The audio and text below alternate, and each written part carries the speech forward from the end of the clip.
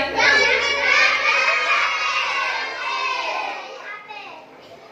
ya, jangan main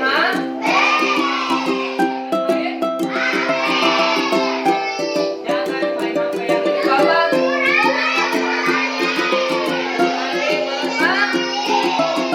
Yang ke-8. Yang ke-9. Nyala betul. Yang ke-10.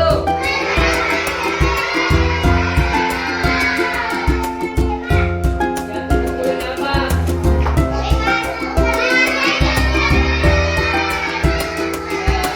Lain guru dan paham? Oke. Sekarang saya lanjut dulu ini. Laki-laki warna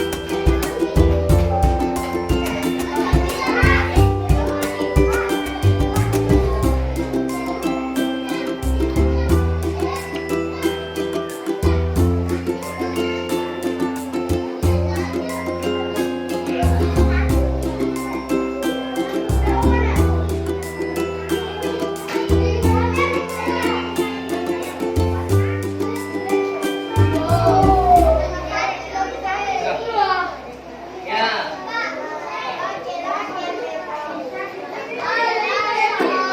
Laki-laki. Ya, sekarang boleh ditulis apa yang menjadi keyakinan sholat kalian. Tulis ya, kemudian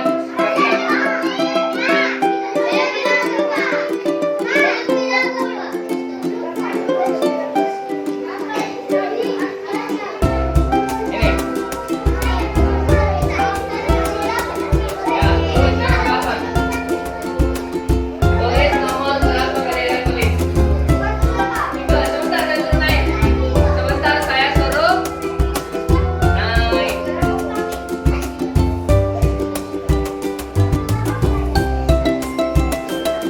Kan?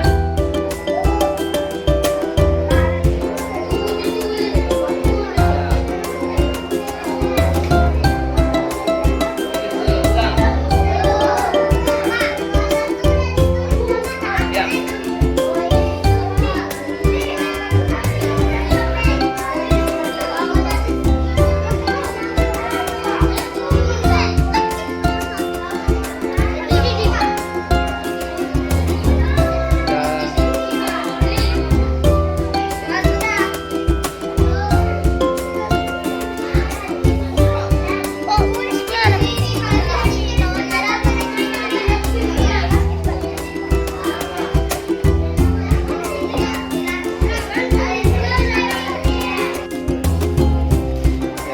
Oke, nah, sekarang sudah tulis atau tidak? Siapa yang nomor 1? Ya, nomor 1 maju sini. Nomor 1 dulu. Perempuan laki-laki maju. Laki-laki di sini, perempuan sini tulis. Ditempel. Ya.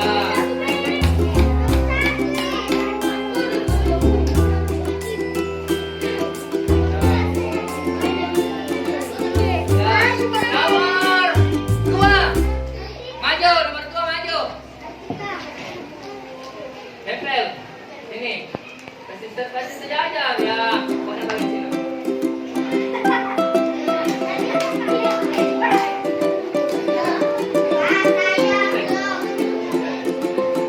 Nomor 3. Ya, dibalik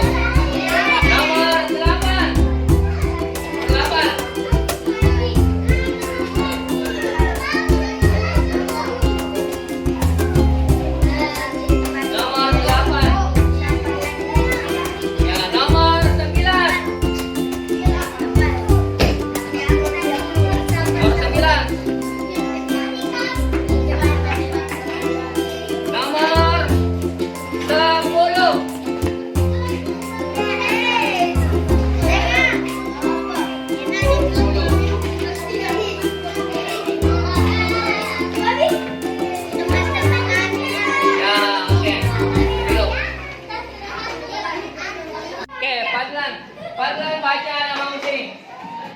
Cari namamu, kemudian baca yang kamu tulis. Yang kamu tulis.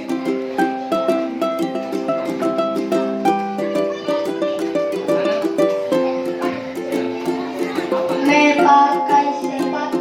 Ya, memakai sepatu. Setuju atau tidak?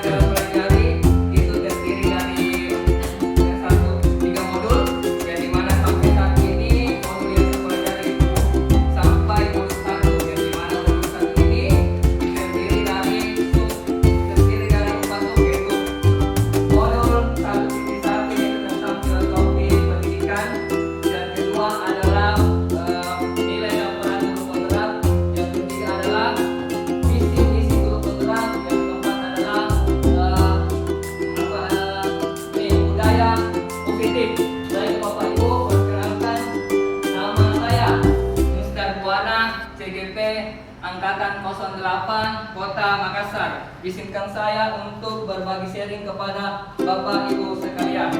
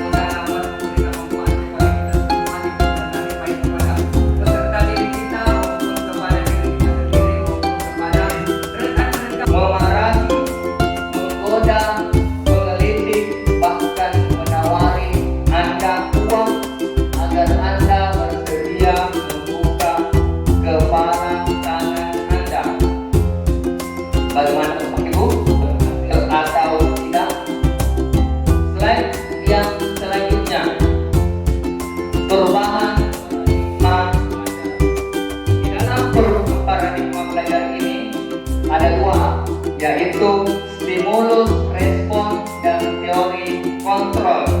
Baik Bapak Ibu, mohon kesediaannya untuk perhatikan di depan Bapak Ibu. Ya, ini adalah letak perbedaan antara stimulus, respon, dan teori kontrol. Di dalam stimulus respon, realitas atau kebutuhan kita sama, tapi di dalam sebuah teori kontrol, realitas kebutuhan kita berbeda.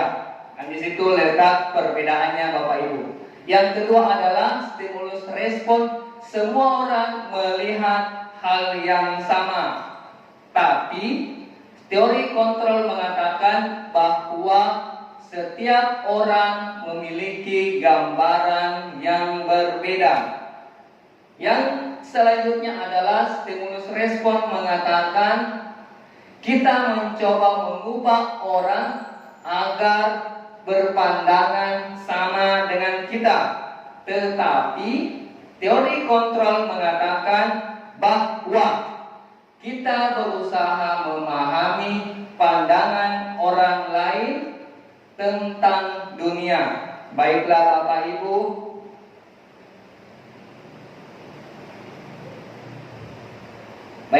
Ibu, slide selanjutnya adalah disiplin positif. Nah, ini titik fokus kita hari ini, yaitu disiplin positif. Makna disiplin positif. Dalam budaya kita, makna kata disiplin dapat dimaknai menjadi suatu yang dilakukan seseorang pada orang lain untuk mendapatkan kepatuhan. Baiklah Bapak Ibu, Bapak pendidikan kita yakni Ki Hajar Dewantara menyatakan bahwa di mana ada kemerdekaan, disitulah harus ada disiplin yang kuat. Nah, di dalam artian kalimat ini dapat diartikan bahwa disiplin yang dimaksud adalah disiplin diri yang memiliki motivasi internal di dalam dirinya. Jika kita tidak melihat motivasi internal, maka kita memerlukan pihak lain untuk mendisiplinkan kita, atau motivasi eksternal atau motivasi dari luar Bapak Ibu. Karena berasal dari luar, bukan dari dalam kita sendiri. Baiklah Bapak Ibu, slide yang selanjutnya. Disiplin positif. Di dalam disiplin positif Bapak Ibu terdapat nilai-nilai kebajikan. Nilai-nilai kebajikan universal adalah nilai-nilai kebajikan yang disepakati bersama. Nilai-nilai ini merupakan payung yang besar dari sikap dan perilaku kita, atau nilai-nilai ini merupakan fondasi kita berperilaku. Baiklah Bapak Ibu, slide yang selanjutnya adalah disiplin positif. Disiplin positif ini di dalam cakupannya yaitu mewujudkan profil pelajar Pancasila. Yang pertama adalah beriman, bertakwa kepada Tuhan yang Maha Esa, dan berakhlak mulia. Yang kedua adalah berkebinekaan global. Yang ketiga adalah bergotong royong. Yang keempat adalah kreatif. Selanjutnya adalah bernalar kritis. Yang terakhir adalah mandiri. Inilah nilai-nilai kebajikan universal. Selanjutnya adalah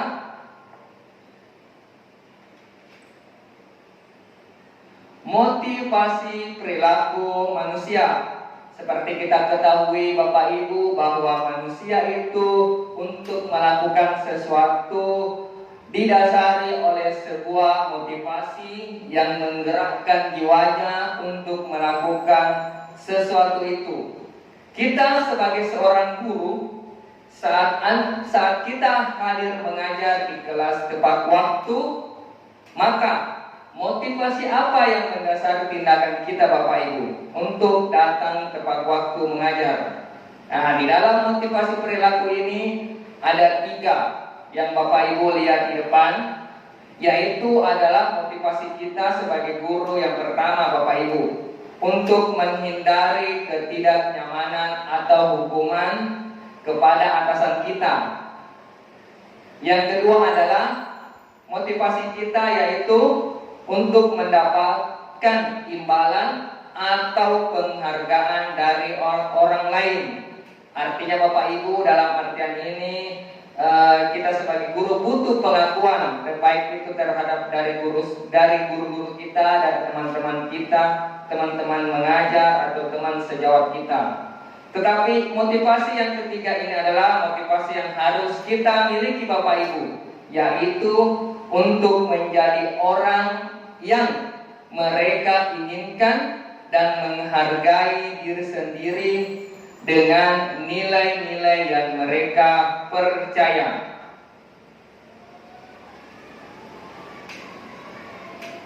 Baiklah Bapak Ibu, mohon perhatian Bapak Ibu yang ada di depannya, hukuman atau konsekuensi. Bapak Ibu mungkin sering mendengarkan kata-kata ini, yaitu hukuman atau konsekuensi.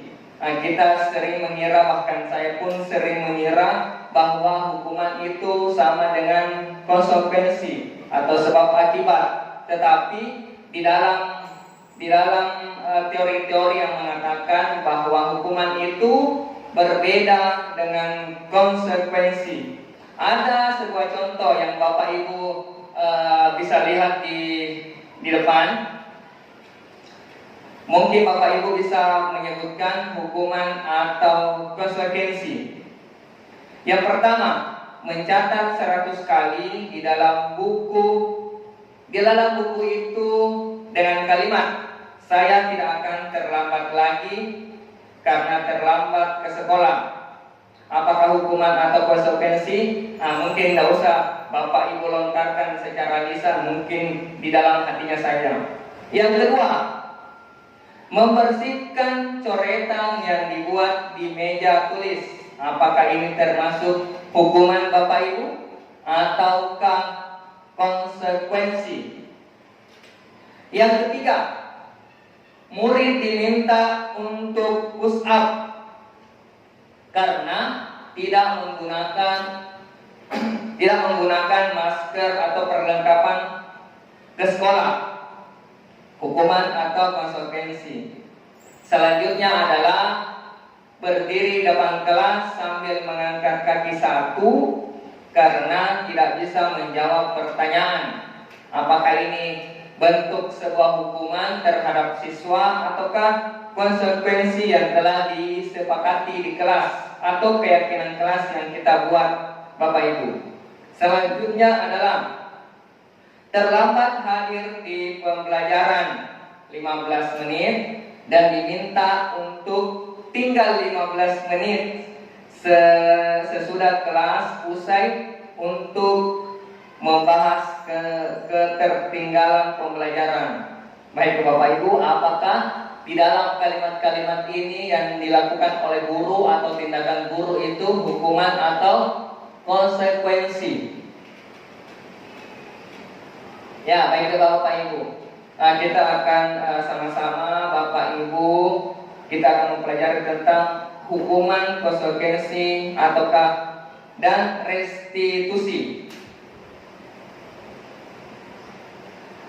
Dihukum oleh penghargaan, artinya saat kita berulang kali menjanjikan hadiah kepada anak-anak agar berperilaku tanggung jawab, atau kepada seseorang siswa agar mempelajari sesuatu yang baru, atau kepada seorang karyawan agar melakukan pekerjaan yang berkualitas, kita sedang berasumsi mereka tidak dapat melakukan atau mereka tidak akan memilih untuk melakukan. Ini adalah perkataan dari Alpicon yang mengatakan bahwa dihukum oleh penghargaan. Baiklah Bapak Ibu, penghargaan sama dengan hukuman, yang artinya pengaruh jangka pendek dan jangka panjang. Nah itu pasti Bapak Ibu, ya, apa yang kita hukum, memberikan hukuman kepada siswa, atau sebaliknya kita memberikan penghargaan kepada siswa, itu akan berpengaruh secara psikologis, baik itu dalam jangka yang pendek maupun jangka waktu yang lama. Penghargaan tidak efektif, baik itu yang mana ketika dikatakan penghargaan itu tidak efektif. Yang ketiga adalah penghargaan mengurangi ketepatan, yang dimana apa maksud dari kalimat ini? Penghargaan mengurangi ketepatan. Yang keempat adalah penghargaan merusak hubungan. Baiklah Bapak Ibu, penghargaan tidak efektif artinya jika kita memberikan seseorang suatu penghargaan untuk melakukan sesuatu, maka kita harus tepat terus-menerus memberikan penghargaan itu. Jika kita ingin orang tersebut meneruskan perilaku yang kita inginkan. Yang dimaksud dengan penghargaan merusak hubungan, artinya ketika seorang diberi penghargaan atau dipuji di depan orang yang banyak, maka yang lain akan merasa iri. Dan sebagian dari mereka akan tidak menyukai orang yang diberikan penghargaan tersebut. Nah itulah Bapak Ibu letak kalimatnya ya, penghargaan merusak hubungan. Ya, inilah mungkin perubahan paradigma kita tentang sebuah penghargaan, yang dimana kita ketahui bahwa kita sering melakukan di akhir-akhir semester, maupun kita sering melakukan di setiap pembelajaran. Anak-anak yang berprestasi pasti selalu diberikan penghargaan. Tetapi dalam sebuah teori ini kita berasumsi bahwa penghargaan itu merusak hubungan, penghargaan itu tidak efektif, penghargaan itu merusak, berpengaruh kepada psikologis anak dalam jangka waktu yang lama maupun jangka waktu yang pendek. Inilah Bapak Ibu harus kita pikirkan bersama-sama bahwa penghargaan itu harus dilakukan dengan tepat dan sesuai dengan porsinya, sehingga anak-anak tidak dikorbankan secara psikologisnya. Baik Bapak Ibu, sampai di sini ada mungkin yang banyak yang dipahami, yang ada yang bertanya. Baik, terima kasih atas kesempatannya. Saya Bu Novi ingin bertanya kepada Pak Mesda, bagaimana budaya positif di lingkungan sekolah SD sekolah tempat-tempat. Terima kasih ya atas pertanyaannya yang sungguh-sungguh sangat luar biasa tentang bagaimana pentingnya budaya positif yang ada di sekolah. Kalau kita melihat bahwa budaya positif itu sangat berpengaruh sekali tentang karakter kita sebagai pendidik maupun sebagai bagaimana mengajarkan kepada siswa untuk meningkatkan karakternya ke arah yang lebih baik. Baik Bapak Ibu, setelah berada kepada tahap terakhir, yaitu kesimpulan budaya positif di sekolah sangatlah penting untuk mengembangkan anak-anak yang memiliki karakter yang kuat sesuai dengan filosofi pelajar Pancasila. Oke, demikianlah aksi nyata yang saya lakukan. Semoga dapat memberikan manfaat kepada kita semua di kemudian hari, baik kepada peserta didik kita maupun kepada diri kita sendiri maupun kepada rekan-rekan guru sekalian. Oke. Saya minta tepuk aplausnya dulu.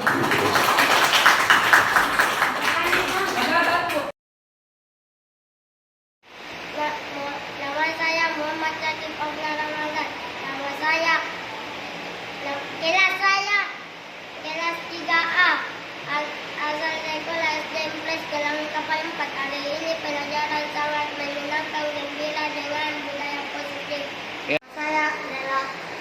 Aditya Ramde, kelas 4 Impres Galangan Kapal 4. Hari pelajaran hari ini sangat menyenangkan dengan positif budaya. Assalamualaikum warahmatullahi wabarakatuh. Perkenalkan, saya Abdul Kadir Jelani, CGP Angkatan 7 Kota Makassar. Hari ini kami bersyukur karena kami juga lolos satu lagi guru untuk mengikuti program guru penggerak atas nama Saudara Musdar Buana SPD. Dia CGP Angkatan 8 yang dimana hari ini telah melakukan kedepannya. Semoga Saudara Musdar Buana ini dapat mengimbaskan ilmu-ilmu yang telah didapatkan ke rekan sejawat yang lain yang ada di sekolah kami, sehingga guru-guru yang ada di sekolah kami juga tidak mempunyai kekurangan ilmu, tetapi karena adanya teman mengajar kita ini, Musdar Buana memberikan dampak yang sangat positif, sehingga sekolah kami juga insya Allah bisa akan maju ke depannya. Terima kasih.